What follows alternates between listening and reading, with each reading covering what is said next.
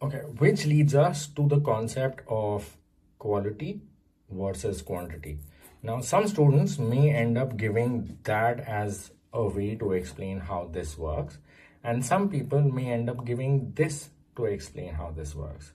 However, to understand best a visual communication paper, because design and technology is not based on words. If that was the case, then this would become an English paper. But it's not. It's still a design paper, which means visuals are very important. So, along with you giving certain descriptions or making it easy for you to present it in words, you should also be able to explain it using drawings, infographics, and annotations. And for that to happen, you may end up saying a wooden box has a hinged lid and a small front latch that keeps the lid closed. To open it, use your hand to release the latch with your thumb, then lift the lid upward on its hinge. So they've told you where the hinge is, they have told you where the lock is, they have explained to you how you need to lift it. If this information also shared what dimension or which wood the material has been made out of, it makes life even better. But if it hasn't mentioned it over there, what you can choose to do is you can do it yourself. So for example, you saying wooden box but making this doesn't really say that it's a wooden box. However, if you do end up, let's say, taking this forward and giving us some of these lines to help the user also get an idea that if, oh, that won't be there actually. So let's say we just do straighter lines over here to say that this is a plain piece of wood that has been shared with us. Over there also it will not go into that because that's a separate piece of wood. So you will have to obviously color it accordingly. Coloring you can still choose to do to the whole thing, because even though that is a finger joint and if it's made out of the same material, at least the base color is going to remain the same. The only thing that will change is the end texture, because obviously at that particular point it may be showing you as a part ring rather than like the annual ring of the material, rather than showing you the grain structure like this. So let's say you end up doing something like this to the front view, and similarly at the bottom you choose to, okay, let's say we have a ring over here and we end up showing the ring in a way that life becomes a little more maybe exciting. I don't know. I mean, see, sometimes you may want to make it, sometimes you may not want to make it. See if it works in your favor. If it does, then you go ahead and do it. Otherwise, you can keep it simply plain like these particular grains that I've made, and they also play the part.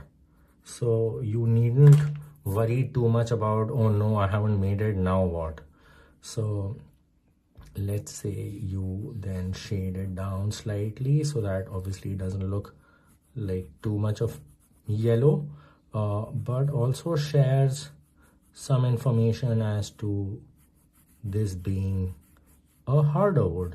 So if I was to, let's say, make rosewood, I would use a little bit of red to it rather than using a little bit of yellow to it, and the brown would still show that over the years the material has condensed in areas and therefore obviously it is a hardwood. Softer wood means it is still slightly more open in terms of not being so dense, and open also as to allow insects to create their homes within, and therefore having a few more issues with it in terms of having animal or insects laying eggs or eating it up from inside and stuff like that. So let's say you end up recreating this material, and as the crisp description above says that it's made out of wood, you have also now shown what kind of wood. This automatically gives you a higher grade, because obviously here you have also explained where the wood has been used and how the product looks in actual. Now obviously if you do the same thing to the whole thing, it may look even better, but that means you will also have to time manage or manage your time better, because for a paper which is an hour and 15 minutes, if you spend too much time into coloring, it can become a challenge. So the other option that you also have is that you create something like a magnifying glass, which means if I was to take an arrow out, create a circle over here, and then over there I end up showing that, okay, this is how the wood looks. Yeah, and then you end up coloring this part, and then obviously you also do the texturing the same way you have done to the surface.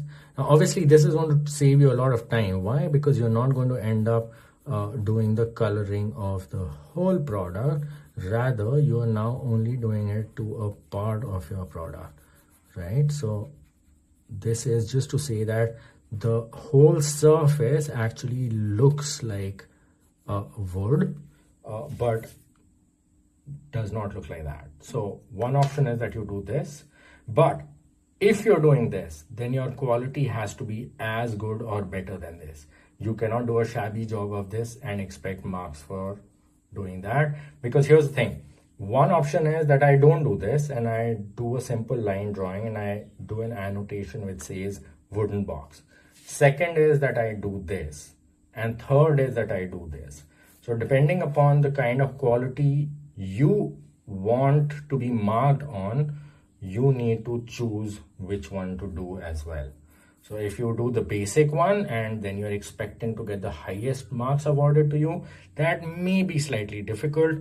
This may still get you a little better marked. However, for a high quality drawing with all these elements showing, coloring or texturing is also as important.